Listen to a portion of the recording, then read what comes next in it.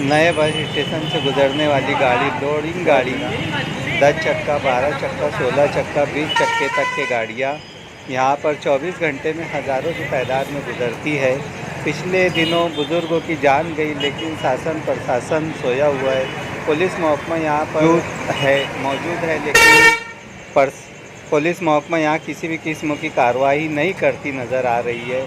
ऐसा लगता है कि फिर किसी बुज़ुर्गों की या नौजवानों की मौत का इंतज़ार है। एक जानी हादसा होते होते बचा। आइए देखते हैं इस वीडियो को।